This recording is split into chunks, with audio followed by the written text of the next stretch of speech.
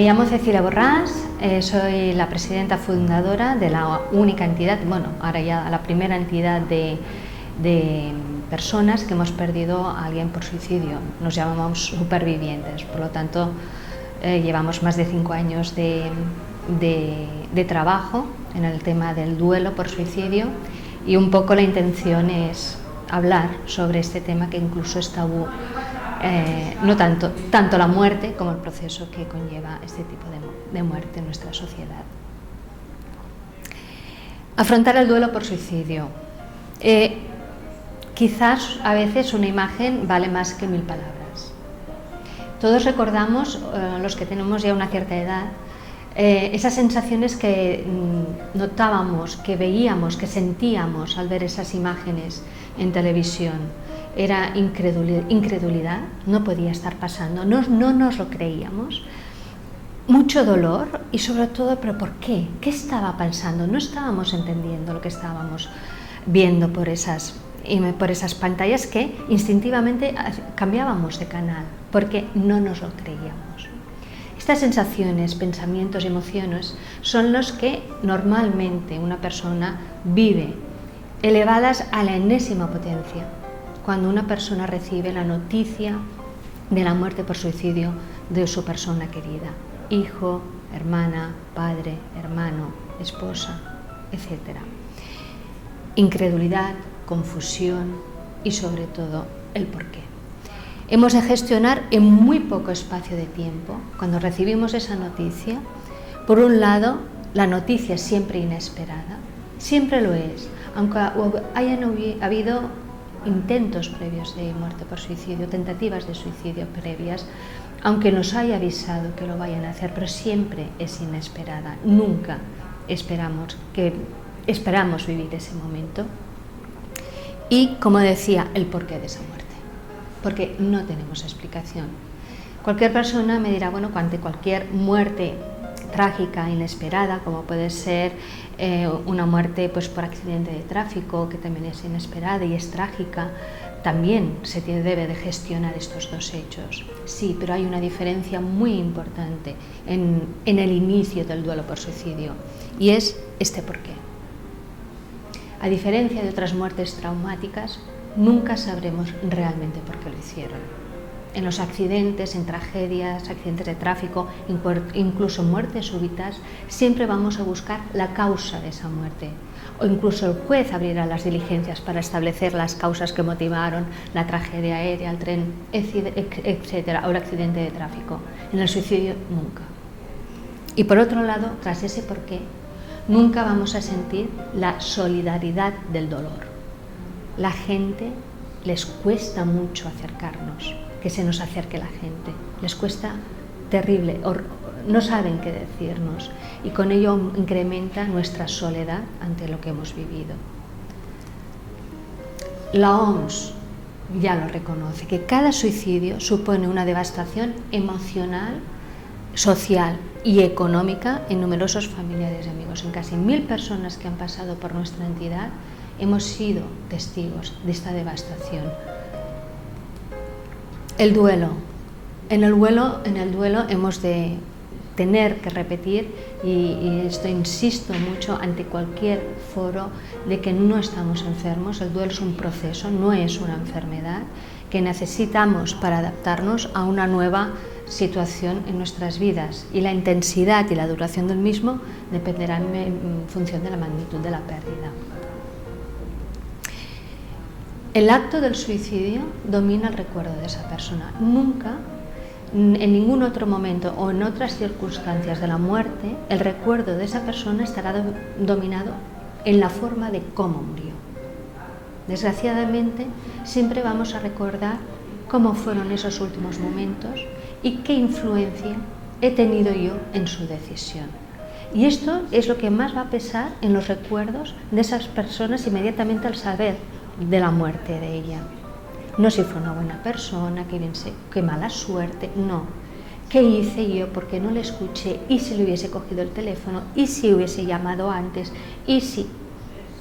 Y estos son recuerdos que están desde el inicio, buscando esa influencia que he tenido yo en su decisión y esa pregunta que nos irá constantemente repitiéndonos en nuestro proceso de duelo deja una cicatriz que es para siempre.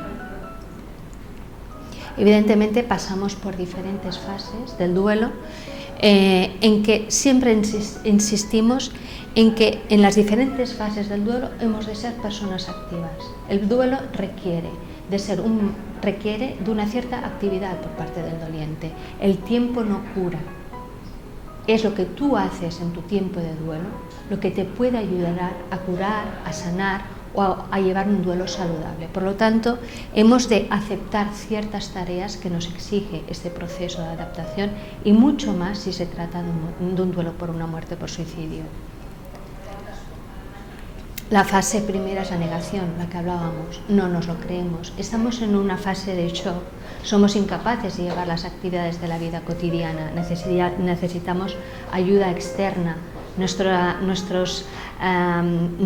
vida cotidiana queda totalmente trastocada. No dormimos, dejamos de comer, dejamos de beber. Nos obligan a comer, nos obligan a beber y nos obligan a dormir, porque somos incapaces de llevarlo a cabo nosotros por nosotros mismos. Y hay una habitación porque es demasiado dolorosa.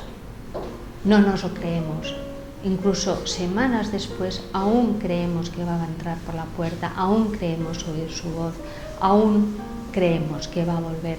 Hemos de decir que en algunas situaciones de muerte por suicidio no podemos ver el cadáver, el cuerpo de la persona fallecida, con lo cual esa aceptación de que esa persona no va a volver va a ser más laborioso de llegar a esa aceptación final. En la fase de la asimilación a la nueva realidad es la fase de la expresión del dolor. Es donde realmente cuando hemos salido de esa fase de shock en la muerte por suicidio puede durar semanas, incluso meses en algunas personas, entramos en mostrar toda nuestra tristeza y el dolor. Es la fase que quizás se la conoce como más la depresiva, porque lloramos con más habitualidad, con más constancia. Tenemos una soledad, sentimos muchísimo la soledad, porque esa ayuda que al principio se recibe en esas primeras semanas, que todo el mundo se vuelca, claro, todos los demás tienen que volver a su vida, a la normalidad, cuando nuestra normalidad se ha roto por pedazos y somos incapaces de volver a ella y nos sentimos solos, porque no podemos estar recibiendo esa atención de forma continua. Empiezan a haber los primeros problemas físicos, como por ejemplo es un duelo cuya rumiación, cuyo trabajo de pensamiento y cognitivo es muy importante y tiene un peso específico durante todo el proceso, y esto hace que los dolientes, los supervivientes, tengamos muchísimas contracturas por esa expresión de estar constantemente cavilando por qué lo hice y cómo fue y por qué no le dije y que te arrepientes de. Son pensamientos que están constantemente ahí. Y es otra fase que yo le digo que me gusta nombrarla como el del afrontamiento social. Es una fase en la que podemos estar hablando meses después, tienes que tomar un poco la normalidad de tu vida, y esa normalidad a veces es tan simple como el tener que ir a comprar tú solo o sola a un centro comercial, el encontrarte a un vecino que se ha enterado en esos momentos, y ese afrontamiento social es terriblemente duro porque tú todavía no puedes asimilar estás en un proceso de asimilar y no puedes estar muchas veces preparada para poder hablar o confiar de lo que ha ocurrido con según qué gente, y es una fase que en la muerte por suicidio se hace realmente muy dura para muchos supervivientes. El profesor Rocamora resumió en 5 preguntas que creo que son muy certeras sobre 5 preguntas que resumen muy bien los sentimientos, el proceso de un duelo por suicidio. La primera es: ¿por qué me has hecho esto? Es un sentimiento de abandono. No hemos de olvidar que la muerte por suicidio es una decisión unilateral, que evidentemente no vamos a compartir esa decisión, pero no hemos de olvidar que fue esa persona, fue su decisión, evidentemente no fue tomada desde la libertad, y fue en un momento en cuya racionalidad o forma de pensar no estaba conectada con una normalidad y una realidad. Estaba probablemente con una mente en un momento de trastorno, que no sabremos nunca cuál fue. Pero este sentimiento de abandono es muy pronunciado. ¿En quién? En los hijos, en que ha fallecido uno de sus progenitores y en la pareja. Si el que ha fallecido es algún cónyuge, en este sentimiento de abandono, viudos o viudas que se quedan solos al cuidado, al cargo de sus hijos, y que hay esa pregunta de decir, pero ¿por qué me has hecho esto? Cuando había un proyecto en común. No podemos decir que ha sido una mala suerte, no podemos decir que decirlo esto un proceso de cáncer, ¿no? Que se ha llevado a esa persona. No, fue su decisión, y eso es lo que más nos rompe los esquemas de nuestra comprensión hacia la mente humana. El cómo podía haberlo evitado, la culpa. Esa es la pregunta que estamos dándole muchísimas vueltas, meses, incluso años. Y hemos de ir con muchísimo cuidado con esta pregunta, porque siempre hay una culpa que debe ser redimida, de reconocer algunos fallos, errores que como personas humanas que somos hayamos podido cometer, pero esta culpa a veces puede generarse tóxica en el proceso de duelo. Tenemos experiencias que esta culpa, cuando prevalece mayormente entre todos los sentimientos que vivimos, puede llegar a hacer conductas autodestructivas. Y hemos de ir con muchísimo cuidado en el manejo con este sentimiento. La tercera es: ¿qué pensarán de mí los demás? Nos avergonzamos. Morir por suicidio es una cosa que socialmente, es una muerte que socialmente no está todavía aceptada, o hay una visión que intenta ser de normalidad, porque es que es la primera causa de muerte no natural en nuestro Estado español, con casi 4.000 fallecimientos anuales. Entonces, la persona que muere por suicidio da un mensaje externo a la sociedad que es doble. Uno es: yo tenía problemas y mis familiares no han sabido ayudarme. Y la segunda y más importante es que yo tenía problemas y mis familiares no me han dado la ayuda que yo necesitaba. Este mensaje que la conducta de una muerte por suicidio da a la sociedad, a nosotros, a los familiares, a los supervivientes, a veces nos da vergüenza, porque ¿qué van a pensar de mí y de los demás? Que no lo traté, que no lo llevé, que no lo cuidé, porque es lo primero que te preguntan. Pero tú te diste cuenta, ¿no?, que estaba enfermo. Pero tú él ya lo dijo, ¿no?, que lo iba a hacer, o ella. Pero tú ya lo llevaste al médico. Te cuestionan. Y cuando te sientes cuestionado, también socialmente te sientes avergonzado, conectando con la pregunta de cómo podía haberlo evitado, con la culpa. ¿Mi familia está maldita? El estigma. Y es una pregunta que nos formulamos. A raíz de una muerte por suicidio en una familia, afloran quizás muertes por suicidios que hace muchísimos años que por tabú y estigma social se ocultaron. Y entonces es cuando alguien de más edad recuerda que el tío, que el padre, o que hace muchos años también murió por suicidio. O el temor de que vuelva a ocurrir en mis otros hijos, en mi pareja. Puede ser una conducta que se pueda. Con lo cual hay una cierta miedo a estar estigmatizados, de que esta conducta pueda repetirse dentro de nuestro entorno familiar. Y evidentemente la pregunta que tiene más peso, que es: ¿qué sentido tiene mi vida? Morir por suicidio implica que una ruptura de los vínculos afectivos, de los roles como padres e hijos, o como hermanos, o como parejas. Entonces siempre había una proyección de vida, de futuro con esa persona. Deja de tener cierto sentido en nuestra vida. Si esta pregunta no tiene respuesta, hemos de estar muy, muy alertas a que esa persona no se plantee conductas autodestructivas, hasta incluso pueda generar un duelo complicado. que entonces es cuando se necesita una ayuda profesional.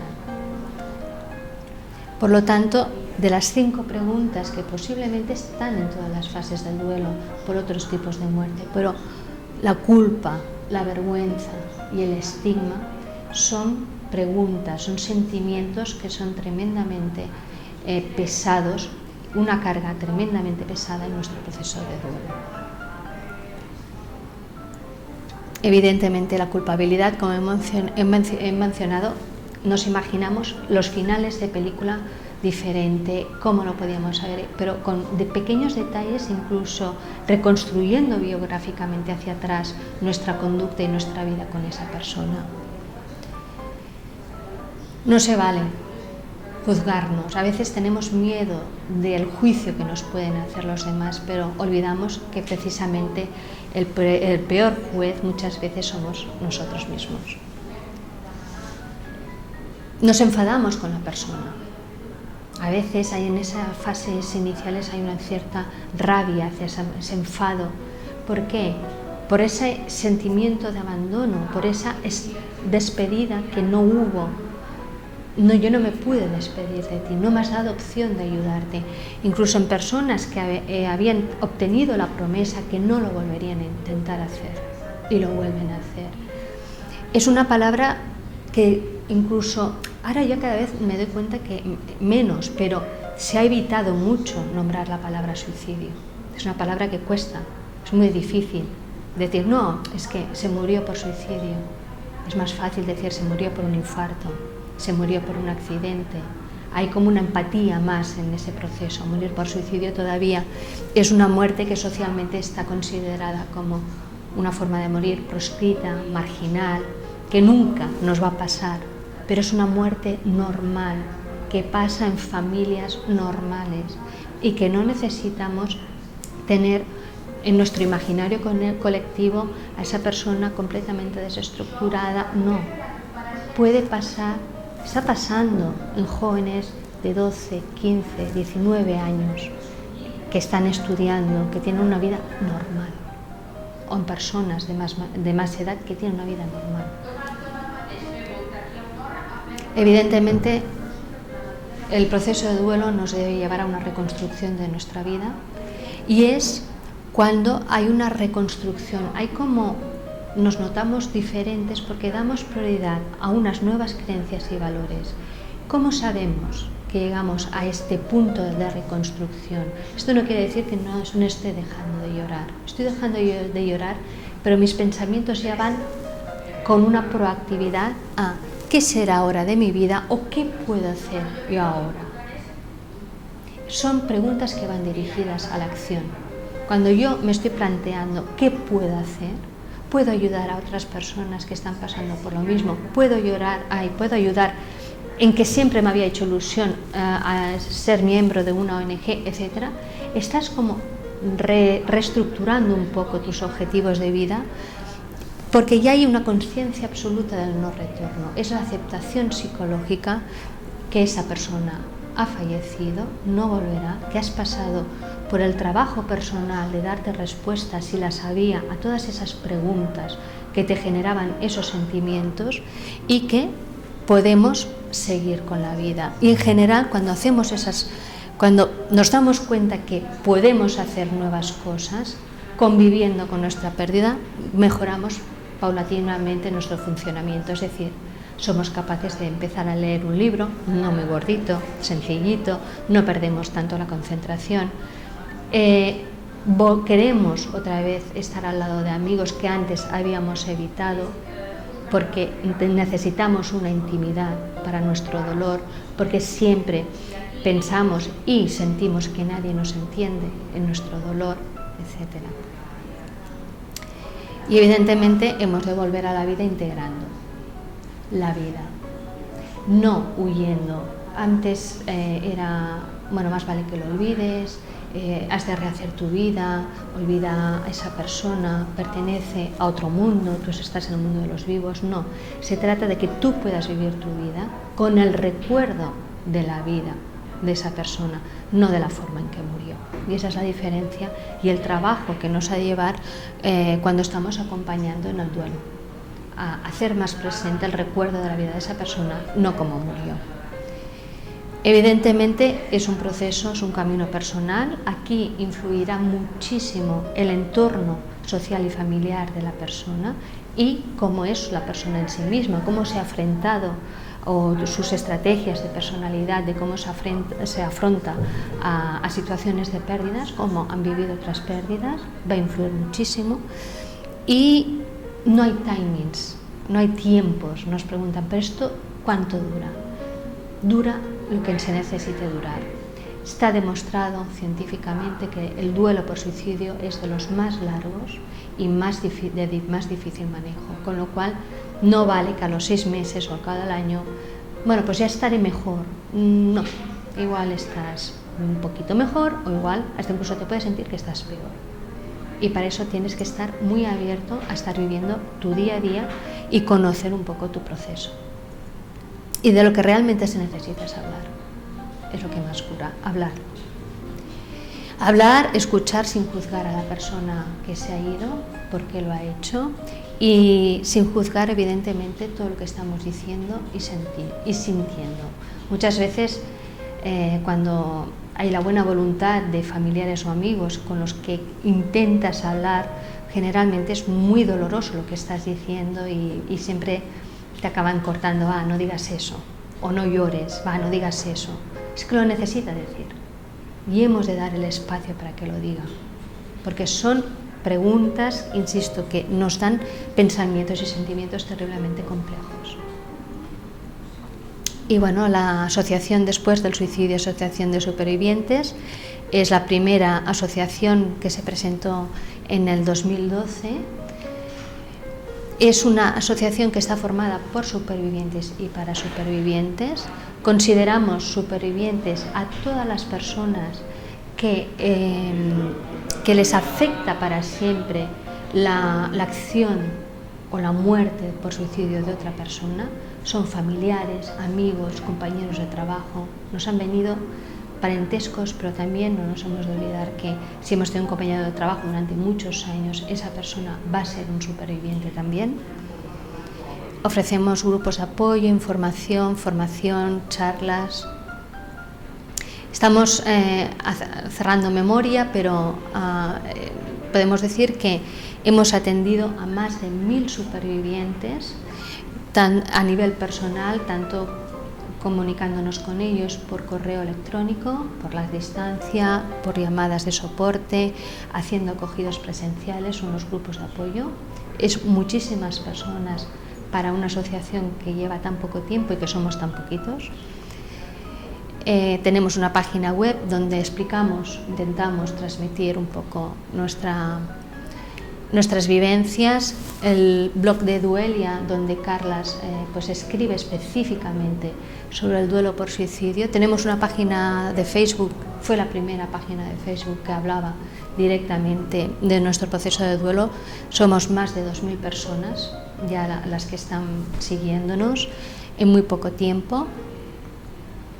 Y me gustaría acabar con una frase de Edwin Sneyman, que es el padre de la suicidología moderna, en donde dice que la persona que se suicida deposita todos sus secretos en el corazón del superviviente.